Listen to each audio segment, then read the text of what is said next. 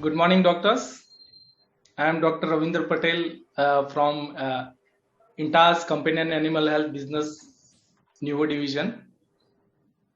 When we are still going through an extraordinary and challenging times, INTAS believes that special responsibility on all the healthcare professional and industry to maintain their commitment towards veterinarians and particularly pet practitioners continue very well.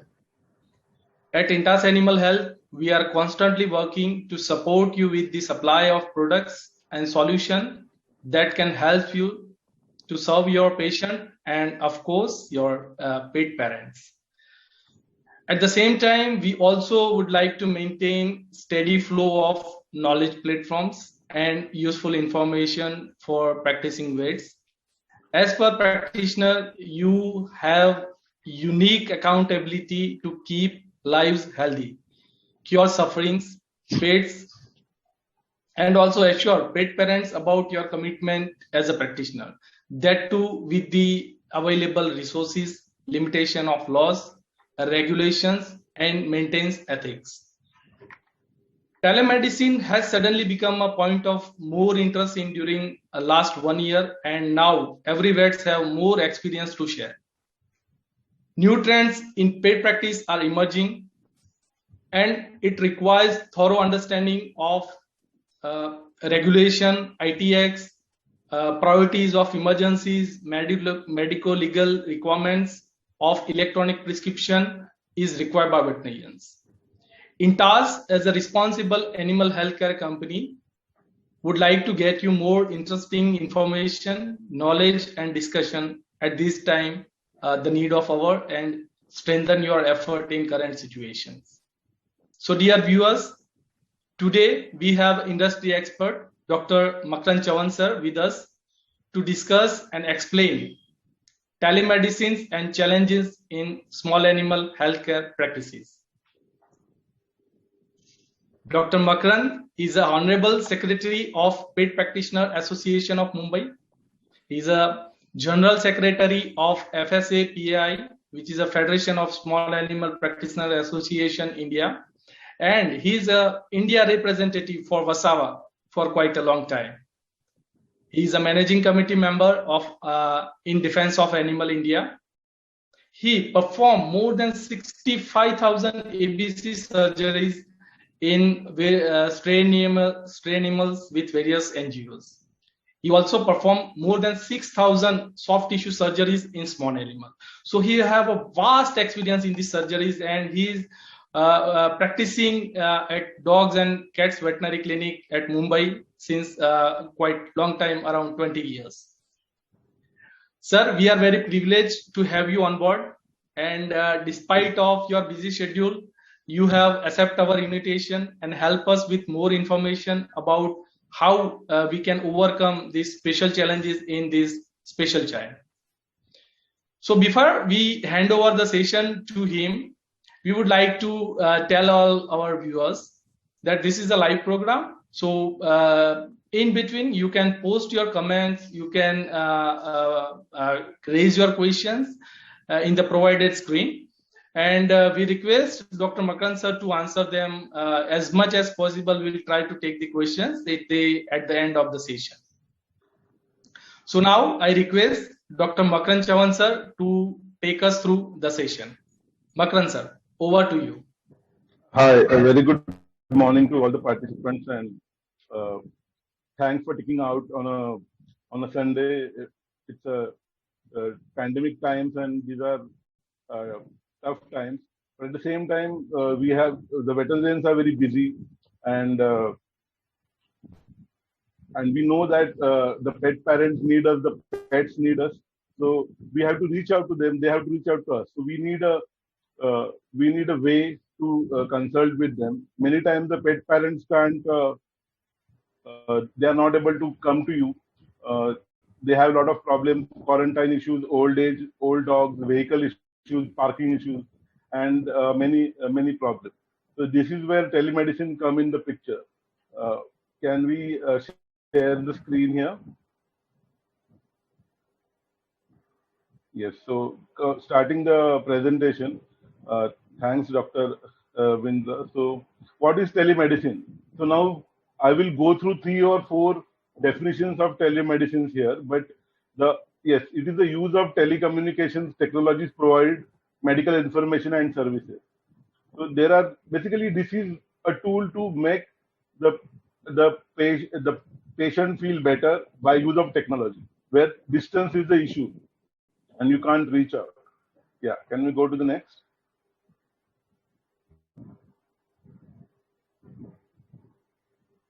Yeah, so let's understand some concepts here. So what is telehealth? So it's a broad term. It encompasses the use all the uses of technology geared to remotely deliver health information, education, or care. So telemedicine again is a subcategory of telehealth. So this is a tool to augment the practice of veterinary medicine. And teleconsulting, what is teleconsulting? So it is a subcategory of telehealth, and it whether veterinarians give the advice to the uh, pet parents. Yeah, next.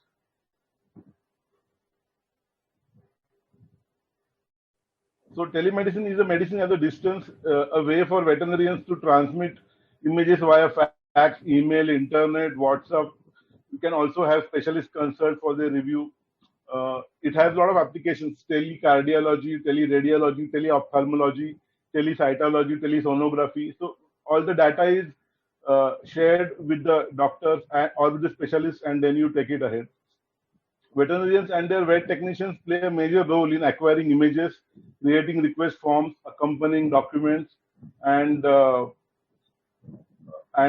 are some aspects where your staff also needs to be trained, and so this is very important. So you have to train your staff. Can we go to the next slide?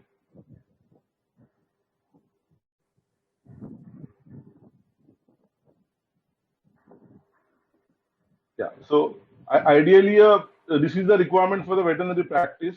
So of course, you need a registered veterinary practitioner. You need a help veterinarian to help you remotely.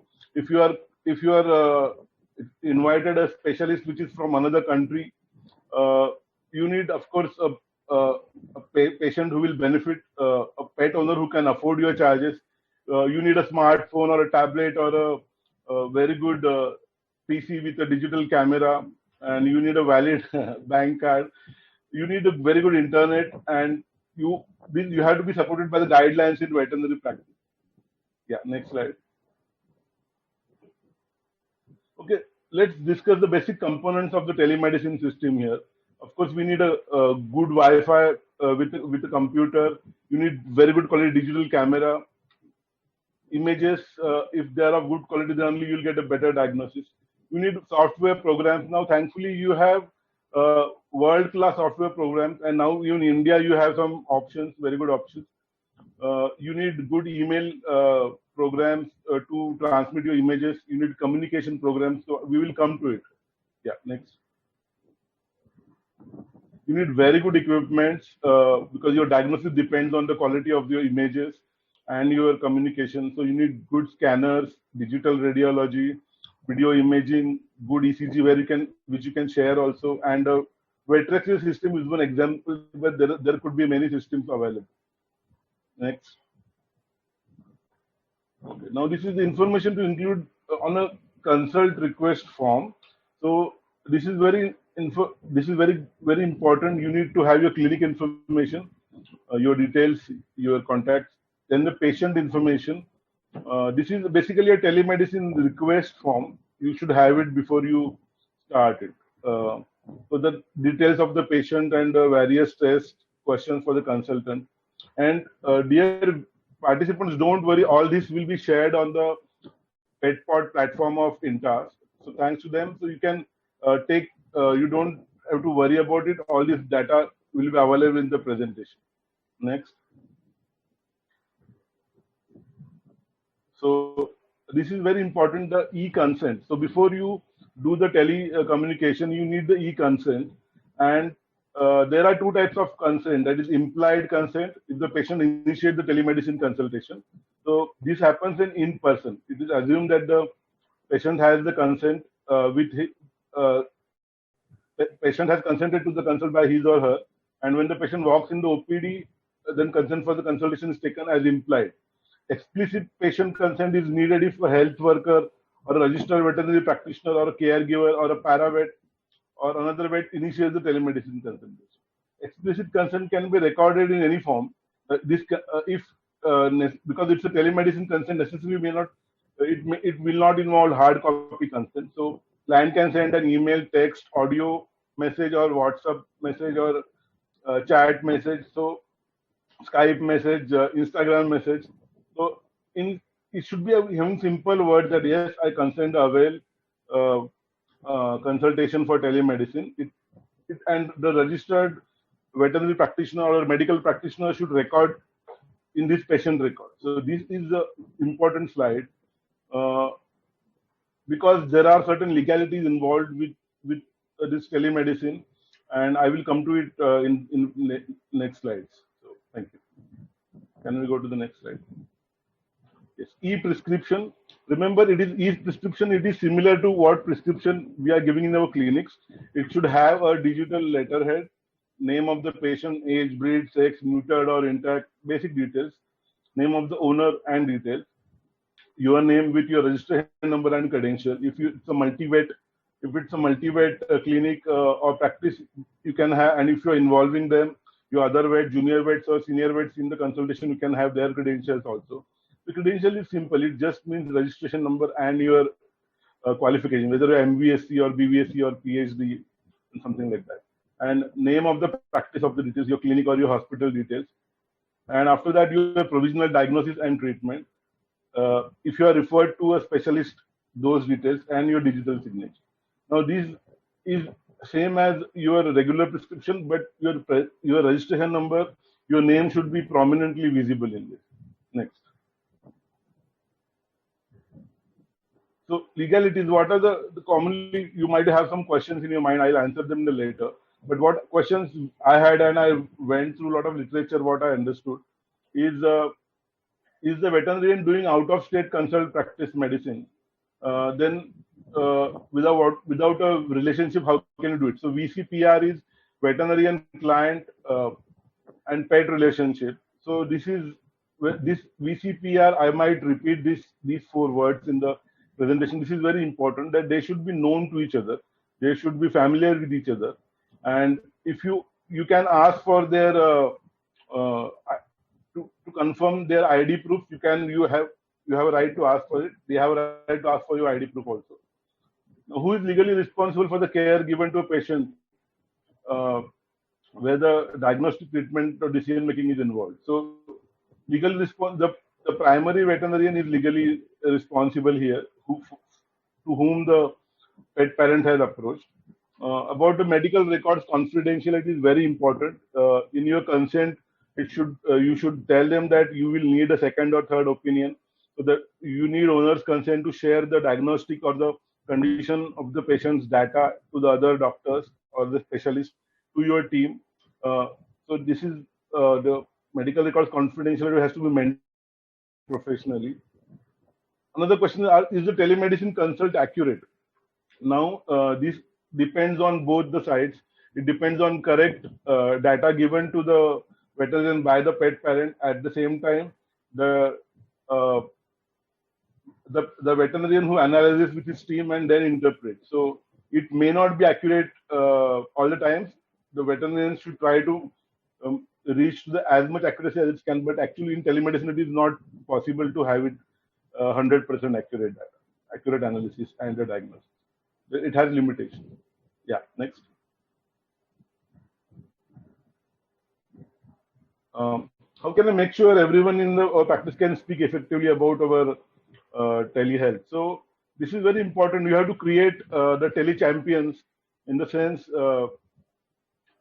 you have to train your staff, you have to train your junior vets, yourself to speak effectively. Before you start the telemedicine practice, you can record your consultations and like how you rehearse for a performance. This is a clinical performance only.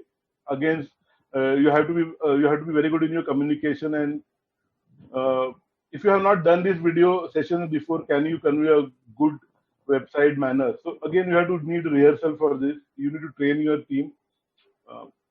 The third is how can I be a person of my clients will feel confident and comfortable with. They will feel confident and comfortable if your basics are fine and you are in your regular practice. If you are doing well, then only you will carry that confidence and that gesture to your telemedicine practice. So it's very important that your thought process is clear and you know what you are doing in your regular practice. Then you can do better, even better in the telemedicine practice. Okay, now this is a lot of gadgets might be involved in that. So does my expenditure in the marketing of my practice has to be very costly? Well, this is a very relevant question, and it doesn't have to be very costly. You can build it block by block. I'll repeat it again. This line, because it doesn't have to be costly to start with. You can gradually increase your gadgets or your diagnostic equipment. First, you get used to the primary consultation. Then you can have the uh, you can involve your machines, the clinical toys, and then take it better. Next slide.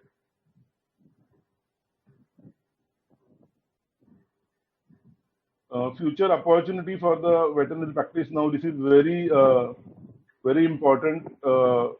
It's growing at the rate of 18.5%, and it is up to by 2023 it will grow even better. Looking at the pandemic situation, the first, second, third wave, I think telemedicine is the need of the hour. Uh, Pets have become a new status symbol in all developing economies of the world. Now, this is a proven data by the lot of economic surveys. By the Brookings Institution, it is said that the unprecedented expansion of the global middle class it is on the rise. So, more nuclear families will have more pets and more business for the veterinarians and the allied industry. Yeah, next slide. Uh, there are a lot of advantages of the telemedicine. So it involves the less stress and less time wasted looking for the answers. You will definitely save time. The owners will save time of traveling. The owners will save time of canceling their appointments or their work, because if if they can fit in your consultation period, fewer errors should be. You should have very few errors in your consultation. If you then it will reduce your professional liability, of course. But in telemedicine, there is a lot of scope for errors that will come into disadvantages. But if you do it well, you can have fewer errors, and it's a great learning experience. You can involve very without you having to travel, without the pet having to travel, without the super specialist having to travel. You can take the expert second opinion, and that will improve the quality of your diagnostic studies. The more diagnostic information per study you will have, and you will you will do better in your practice. Next,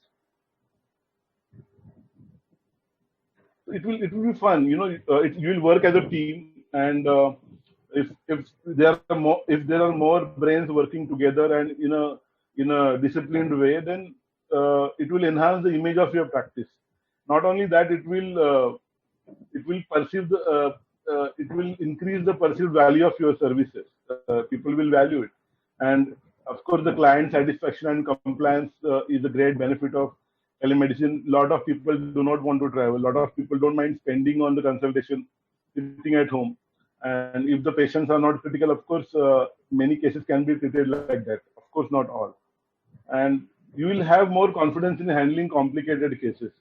So it will be fun. You will do even better in your practice with the help of telemedicine. So, uh, and at the same time, it is very important that you train your staff, you train your people, and and then you will do better. Yeah. Can we have the next slide?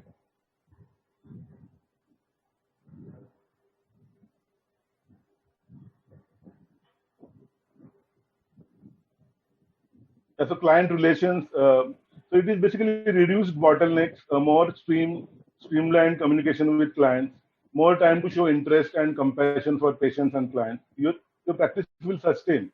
There is better sustainability, and of course, interactions is very important.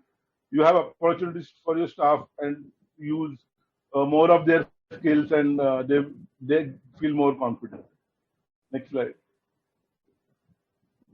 Okay, now coming to the challenges, this is the very important part. So the clinicians who are in the academics and in the private practice will not cave to the corporate interest or public pressure in this issue. So you don't have to pressurize yourself to any external or internal factors. You have to do it in a very focused way.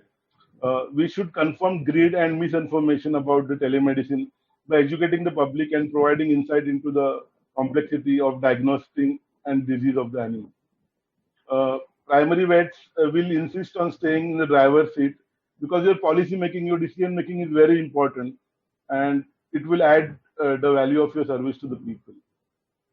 It does have has to balance the potential economic benefit of telemedicine, but we have to do it in a very ethical and professional way. Safety of your patients and integrity of your profession has to be kept in mind. So this is very important because this tool should not be misused. That's the point here.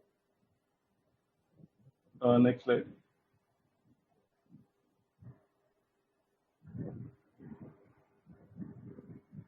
So telemedicine is not expected to be profitable based on the consultation fees. You know, your consultation fee is not going to make you rich, but you make the entire pet clinic as this as a value-added service. It will be more profitable because you are offering better medicine. So primarily, you have to do good, very good in your small animal internal medicine and surgery and gynecology and general practice. And allied services, then only if you add this service, this will benefit. This will influence your services and give you your staff a self-esteem.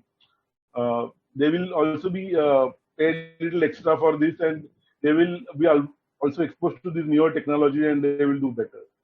It will help you to offer the additional value you need to increase revenues and profits. So this, as we have discussed, once the service is initiated, you also have to accept more responsibilities. You have to learn how to handle more complicated cases and explain pathophysiology and therapy to your client. Now, this last point is very important. You can't do a abrupt consultation like, okay, this is the data, this is the diagnosis, this is the treatment, and then you close the consultation. You have to explain the problem to the pet parent. You have to explain them in the language they understand. You have to explain them the therapy, which drug you are giving and why you are giving and what you are giving. What are the side effects of it? So do it in a very compassionate and very professional way so that they also will feel confident. And the pets, we will be able to save more pets by a fluent and smooth and humble and empathic conversation and communication. Next slide. So there are certain aspects of things to remember. These are the challenges. The data confidentiality is very important, and you have to check your Veterinary Practice Act about sharing data and about sharing the data with the third party, with the consultant. You should be also in a position whether are you able to keep the data there or able to delete the data there. So this is very important. Privacy, yes, this I have covered in the consent. As more and more jurisdictions are conforming with the data privacy, are you able to keep the data or delete the data? This is very important. Basically, you need a consent here for both confidentiality and privacy, and you also need to follow the veterinary ethics here. VCPR, I have said it, veterinary client-patient relationship is very important. There has to be a comfortable, there has to be trust, then only you go ahead with it. License issue, I will come to it. So be careful dealing with treatment with outside the jurisdictional laws. So we will talk about it later. Yeah, next slide. Again, things to remember, you have to build your telemedicine service block by block. You don't, you first gather the confidence, you add one tool after another, and then you take it ahead. So there are a lot of packaged telemedicine systems can be more trouble-free. If you are not familiar with the technology, go for professional software. In India, there are a lot of good software available. Like there is a Pet Hero, there is Petofy, Think Pet. There are many good options, And there are many, and international level also there are very good options. There is VetBuddy, there is VetPort. So you be the judge. You can also talk to the people who have the facilities, and then you can take it ahead. Yeah, next slide. Yeah, so a very important slide, radiographs, the challenges, because uh, these images or the radiographs will actually decide the fate of the diagnosis. It will decide the fate of the recovery of the patient. So many believe that the digital manipulation of adjust contrast or other technical things in the radiograph, it will allow the consultant or the specialist to see clearly what is difficult to see an original radiograph. False. It has to be an accurate image, and the projection, the contrast, all the parameters of taking a good radiograph has to be maintained there, and there should not be any compromise with the original condition of the dog, because suboptimal radiographs will worsen after the digitalization. So you have to first take help of professionals to maintain the authentic image, and then to teleport it to the consultant. The quality of your radiograph has to improve with the more teleradiology work you do. If you use good camera, your staff also needs to understand the simple but essential procedures, and you are dependent on your junior vets and your staff. Now let's go to the disadvantages. So our initial impression about the case based on the owner's observation end up being mistaken and even misleading. Unintentionally, many times the pet parents give you the false data or incorrect data, and if you trust it completely without verification, it can have negative effect on your diagnosis. Uh, and actually it is not sufficient. The telemedicine itself is not a sufficient tool to take it ahead. But now it is done when there is distance is the issue, and physically in live in your clinic or at the owner's residence, you are not able to see the patient. So this is the disadvantage. Next slide. Yeah. So there is more to telemedicine than buying the equipments. Just imagine you have all the scanners, all the softwares, all the cameras, and you have great machine, great software, great PC. Is that enough for telemedicine? No. You need a very good relationship with the consultant. You need a very good relationship with the pet clients. There has to be comfort level of confidence.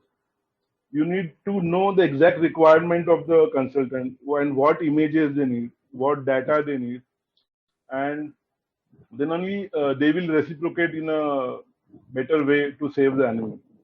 So the performance has to be flawless, coordinated, well-balanced execution, and you have to give attention to a very critical detail. Otherwise, there's an advantage that you'll miss that attention to critical detail, and you will diagnose something wrong. You will give wrong medicines, and that's not where we are aiming for. Next slide. Okay, now you're dealing with foreign governments is problematic. If you are consulting a dog outside India, there can be a problem. Even in other countries, there are issues with the licensing with that. So you need a permission when you are referring a case to outside India, Indian veterinarian, or if you are looking at a dog which is not in India, the legal aspect has to be taken in care, because you can get sued for that. Existing veterinary licensing in boards will not want to deal with foreign complaints. So this is a truth, and you have to handle it very carefully.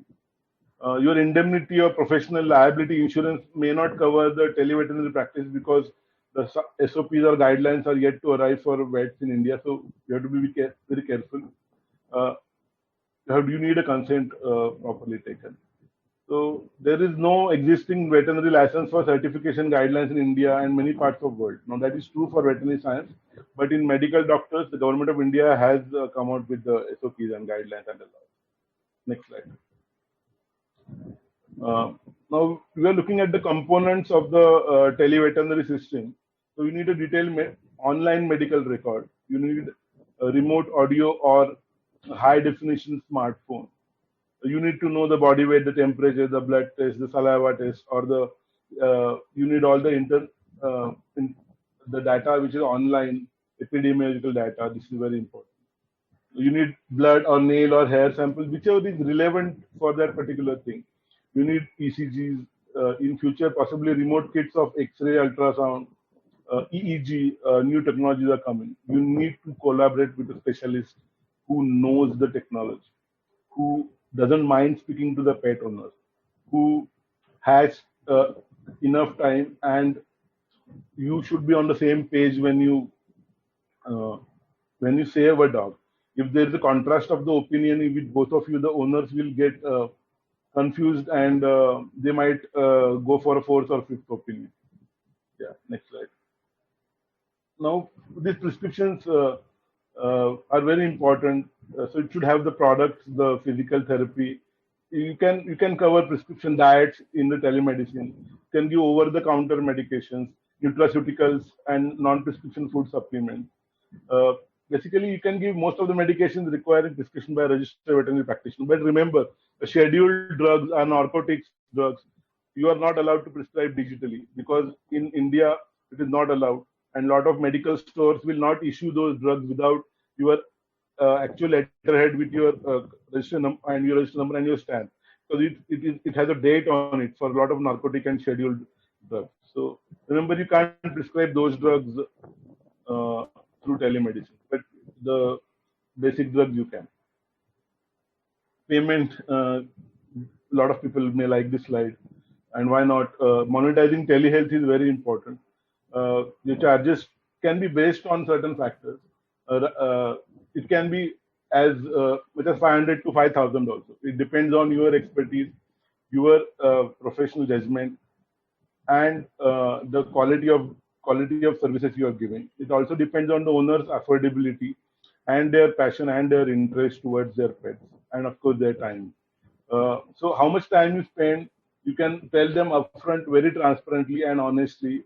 Trust me, the owners like when you tell them the charges before the consultation, before the even in your regular day-to-day clinical practice and surgery, they get offended when you tell the charges. It comes to a surprise to them after the procedure is done.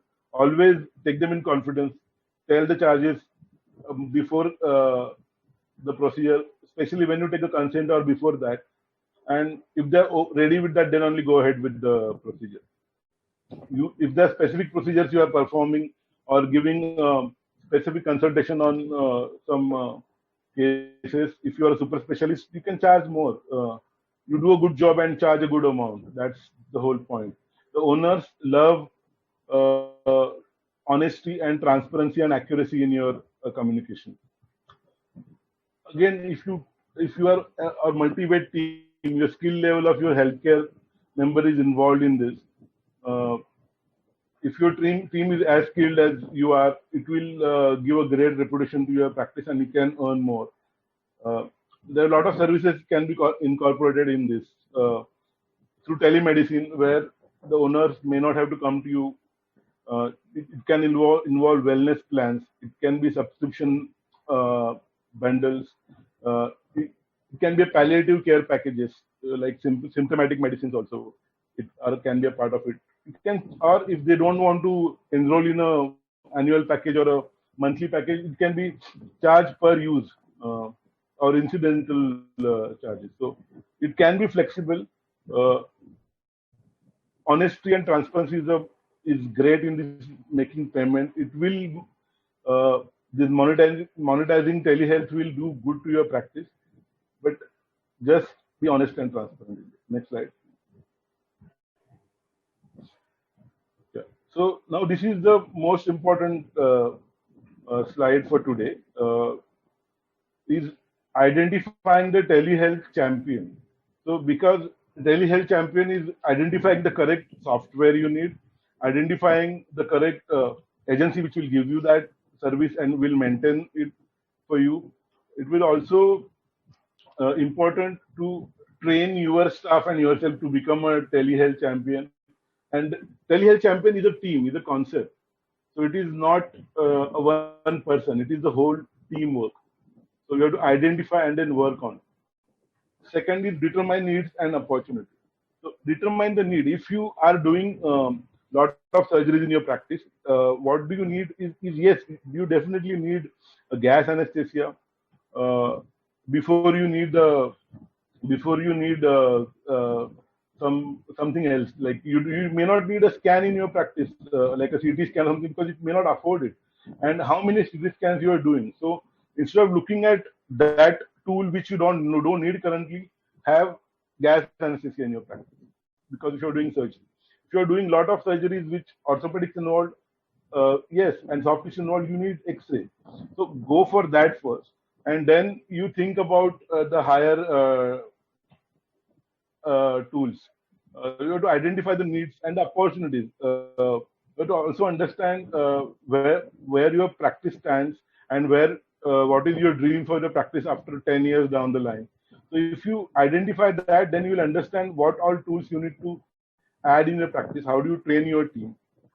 Going to the third point is you have to have a service plan. So this is important.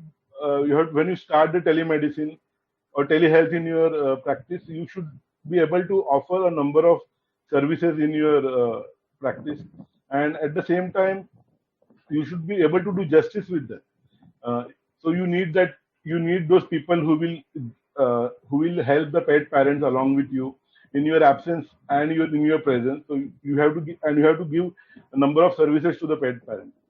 You have to design the workflow. You have to identify the horses for the courses.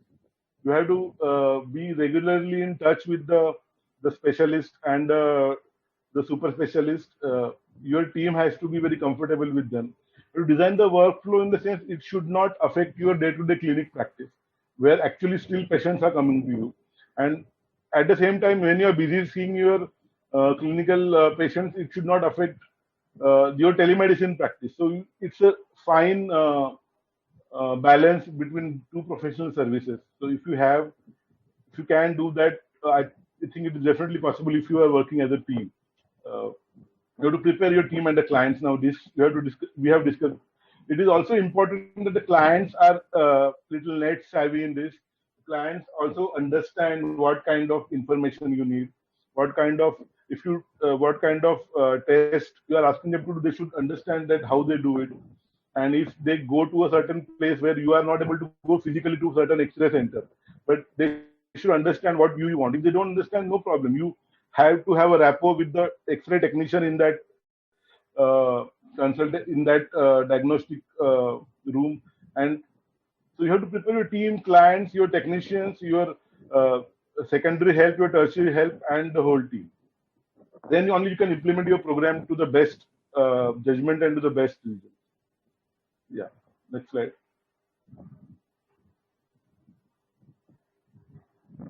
So you have to join a lot of forums for networking. You have to keep it in mind. You have to connect with the colleagues, those who already have multi-vet clinics, multi-specialty clinics, and those who are doing the telehealth already before you. So you can share your ideas with them. You can learn your lessons from them. Celebrate every success. This is important.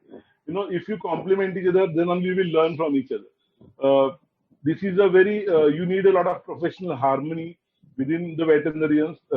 I think I'm very proud to say that in Mumbai we have so many leading clinics and so many senior and contemporary colleagues I have, but we have a great camaraderie, we have a great chemistry, and the referral practice is the way how you upgrade your skills as a clinician and how you solve a lot of complicated cases.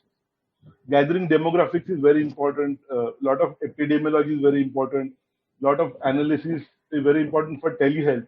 If you have the data from your colleagues in about various cases and about various aspects, you will be able to save a lot of patients. Look at the bigger picture. Next slide. Now, there are a lot of international services, like I mentioned, few Indian ones. These are the international ones. Plus, there are much more than this. There is AVMA has also very good articles and very good services.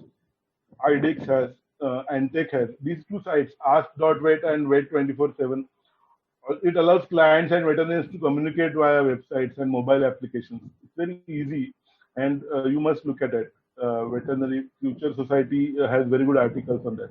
So this is not a complete list because I am not able to cover. There are so many platforms for telemedicine, and thankfully, very soon we'll have a very good platforms in India also. If you are already there and doing well, this is a good start. This is not a complete list.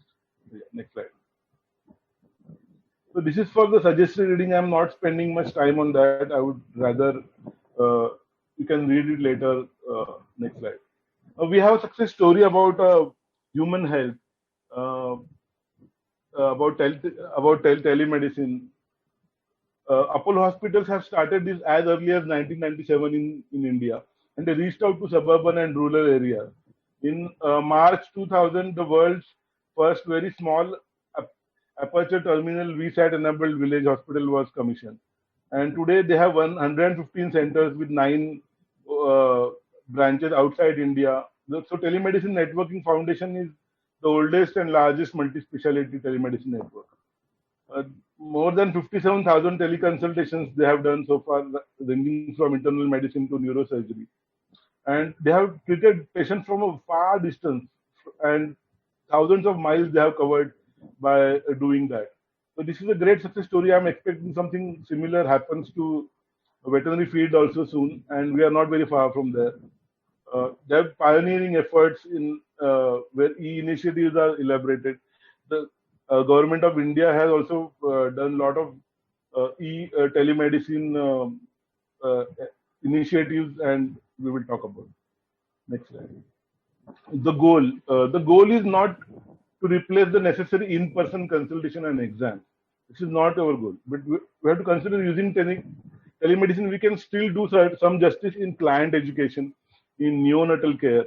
Uh, if you are not able to go to the place where some a female dog or female cat is delivering, but still by video consultation you can tell the owners how to take care of those newborn kittens or the puppies, how to clean them or secure the umbilical cord, and also how to make them suckle. You can tell them in a live consultation.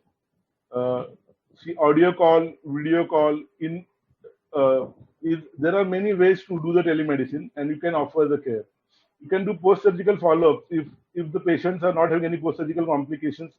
You can do it with the telemedicine platform. Definitely, you can do a lot of behavioral consult, because how pets behave in your clinic, it is completely different than how they behave in at their home.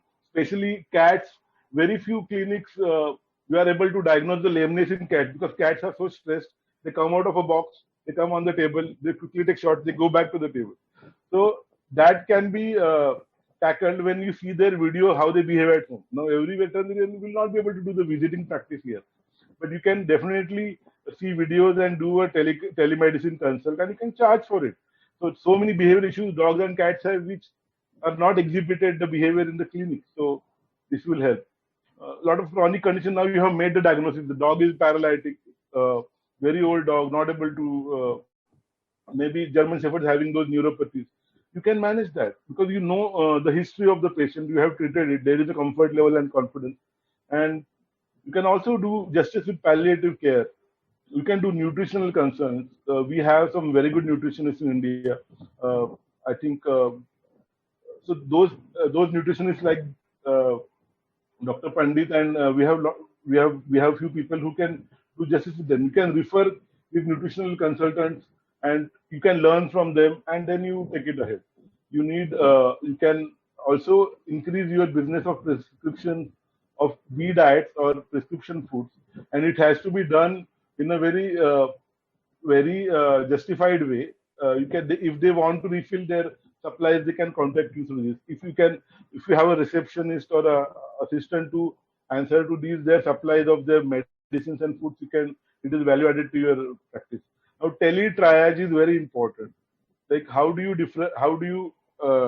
divide this triage is your skill set, and trust me, you have to identify the correct consultants or super specialist for the referral for the correct patient or for the correct. So if you able to refer it to a correct specialist, then you will definitely save that patient. The experience and expertise play a key role here. Yeah. Next slide. The goal. Yeah. So this, I think we are just few more slides, and I'll conclude the presentation. Then we'll go for question and answer. The goal is offering improved access and convenience that provide pet owners with excellent customer service and high quality patient care, leading to better patient outcomes and increased client retention. So you retain your clients by these value added services. Remember, that's one of the goals. It's also using the technology to streamline the care so staff don't get burnt out. This is important. Their mental health, their physical health is very important of your staff. Internal processes flow efficiently, very important, and everyone's skill are maximized and monetized, and you can get the real fruit of it. Key points. Last slide. As we hope, we can see telehealth is not about the gadgets; it's about results and the relationship. Buying equipment is not the first step. You should start with a telehealth champion to demonstrate value to your staff and engage. I have discussed what a telehealth champion is, a team. And most important step you can take today is your next one. So if you're not doing telemedicine, get the information, get the consent from the owner, have correct prescriptions, involve a specialist, build your team, feel confident that making small adjustment now will provide huge dividends in and improved patient outcomes, client retention, and staff satisfaction in the future. So this was my small presentation in telemedicine, and thank you very much for listening to me patiently. I think we have enough time to take questions. Thank you.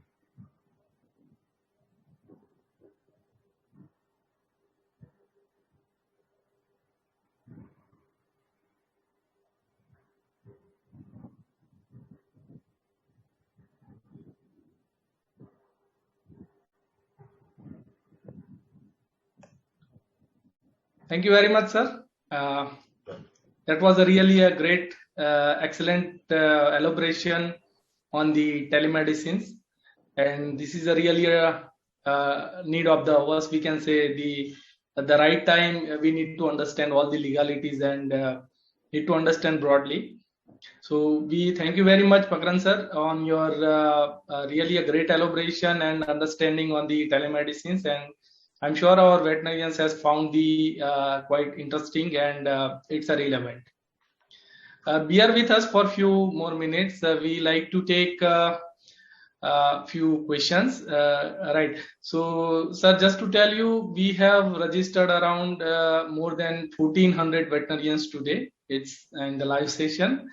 So thank you everyone who has registered and participated today. Secondly, we have registered around, we have received around 356 questions, which is a quite a great. So we will take some few of more, common question, which is we can say, let's take some of the important or relevant questions which we can answer. And I'm sure your presentation has also given a lot of answers. So I request you to answer few of questions. Yes. Go ahead. Yes. Yes, sir, sure. So our first question is how to handle surgical emergencies through telemedicine in current situation. Yeah, very good question. So in case of alternative care, if the alternative care is not present, the teleconsultation might be the only way to provide timely care. In such situation, the registered veterinary practitioners may provide consultation to their best judgment, to their best professional skill. Telemedicine services should, however, be avoided for emergency care because when alternative or in-person care is available, the telemedicine consultation should be limited to the first aid, life-saving measures, counseling, and advice on referral. In case of all the cases of emergency, the patient must be advised for an in-person interaction with the nearest registered veterinary practitioner or hospital at the earliest, because then only you'll be able to save the animal. And by law, in emergencies, should be ideally referred to the available registered veterinary practitioner, which is nearest and earliest. So nearest and earliest is very important to answer this question. Very right, sir. So the first aid is very important. We can consult first aid in the surgeries, rather and emergencies. We should refer to the near or earliest to the clinic. Thank you, sir. We take our another question. It's very interesting again. How do we replace physical examination required in accessing the patient in online consultation? Yeah, so physical examination of the patient, it can't be replaced by any method. The World Health Organization, WHO, defines telemedicine as the delivery of healthcare services where distance is a critical factor by all the healthcare professionals using information communication technology for treatment and prevention of disease and injury. So these definitions is very important. So delivery of the healthcare services where distance is a critical factor. So physical examination can't be replaced by any method, any telemedicine or any distant medicine. There is no option to physical examination. If the physical examination is not possible because of various reasons of distance, then only telemedicine comes in picture. So if the owner is ready to come to your clinic, then you can't insist on a telemedicine consult. That is unethical and illegal. This is only for the patients and the pet parents who can't visit your practice. Yeah. Very right, sir. Very right. So physical examination cannot be replaced by the online in certain ways. Correct. True, sir. We are moving ahead with another question. You already have elaborate in this part legalities. Just to have a brief little idea, what are the legal aspect of telemedicine? So, legal aspect is a very important question. So, there is no magic bullet for avoiding legal claims. The risk of operating a telemedicine veterinary practice can include what you have to face trouble is like malpractice litigation, increased insurance premium. Right. Now that this aspect is more possible and happening in other countries, but soon it will come to India also. The loss of license can happen if there is a great mistake over there. The statutory fines and penalties you can face. Being held in a non-compliance with applicable law. So basically, legal protection you need. It begins with making an appointment to see a respected health and business attorney. So you need to, if anybody is trying to sue you, you have to meet that correct attorney or lawyer who will review the best legal formation issues for protecting your business and the doctor. He will review the applicable laws, regulations, and guidelines that should be followed so that the veterinarian can argue that he or she was in compliance. The lawyer will review the insurance needs as well as the many other practical and legal options. Again, legal precautions, insurance, and business practices steps can reduce the risk. There always is a danger that a dissatisfied pet owner may bring a legal claim or try to sue you. So somebody can sue you for negligence also. So on the other hand, a good informed consent form can help deflect claims that the pet owner was not given sufficient information to make a good decision for their pet. So if the owners give you misinformation, obviously the outcome can be questionable. So you have to prove that. For that, you need a correct consent form, and then you need a correct lawyer to fight the legal battle here. Yeah. So I feel the right communication and the right approach should be required. Yes, true, sir. And to add to that, I would say there are certain private and government insurance companies which give cover for the professional indemnity, but we need more players in that, and it is not comprehensive.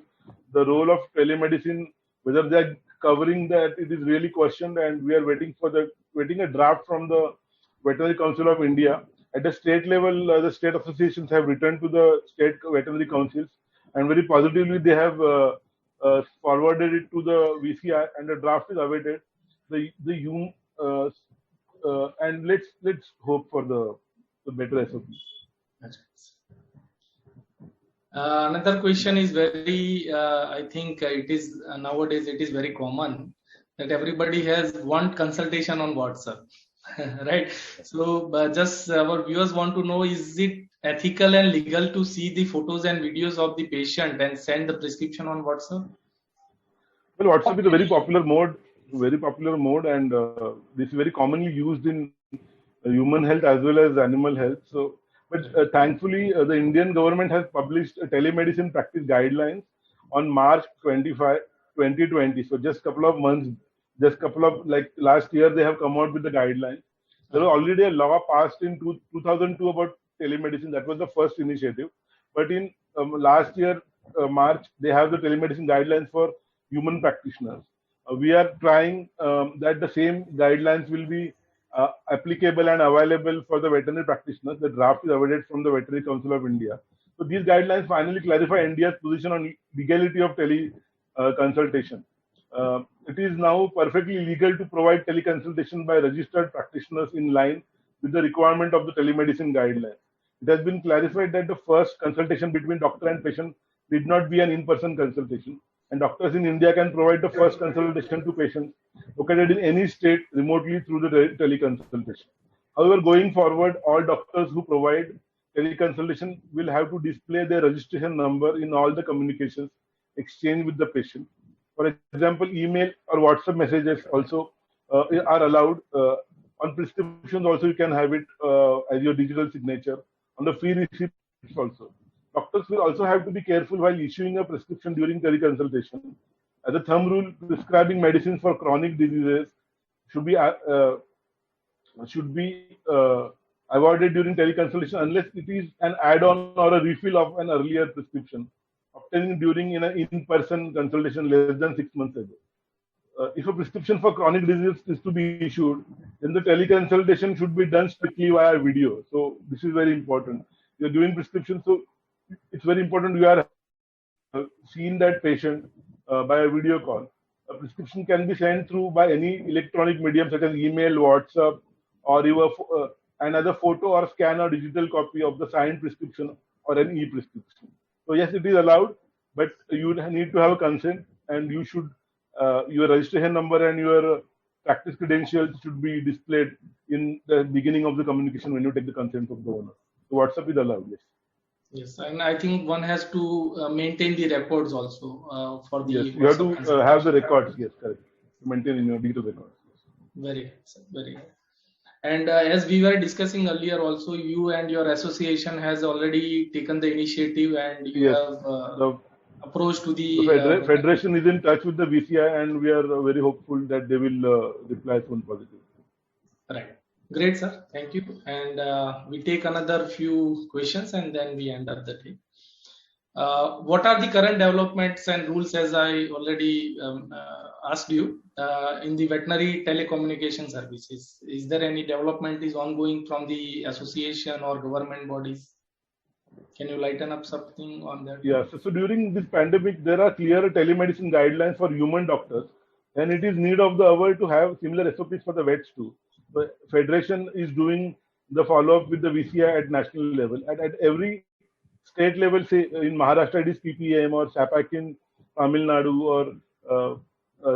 or say SAPA in Assam and SACA in Chandigarh. So we have more than we are catering to more than 3,000 veterinarians who do justice to companion animal practice all over India, and every state association is trying through federation and trying through their state veterinary councils also to get this in the picture and have the legal SOPs and support to the veterinarians. And legal guidelines should be at par with the guidelines with Indian Medical Association and Government of India Law 2002 and 2020, which I mentioned the GR of last year. And we are very positive that we'll be doing this veterinary teleconsultation supported by the government also. I think great. It will be a great help to the veterinary fraternity, and it is a really required. The guidelines is basis for the backups, basically for any legal issues. Right, sir. One last question, and then we end. Can we make teleconsultation into other state? I think you have already covered this topic, but I think we have covered. So you have to be very careful when you do consultation outside India. So I don't think it is allowed for the human doctors also, and for the veterinary doctors, you need to mobilize this initiative to come in contact with your state councils and then have a dialogue with the Veterinary Council of India. Then it will be sorted. But I think if the medical doctors are allowed to do it, we also should be allowed to do it, and you are not allowed to do it outside the India. Yeah. So it should be within India or Indian territories. Yeah. Right. So thank you very much, Makran sir. Yeah. You have put the great energy. Thank you. I would also like to thank a couple of stalwarts to make this small presentation. I was studying for some time, and Dr. KG Umesh and Dr. Vishwasrao sir have guided me uh, uh, very well, and they have been a support system for many young veterans in India. So thanks to both of them.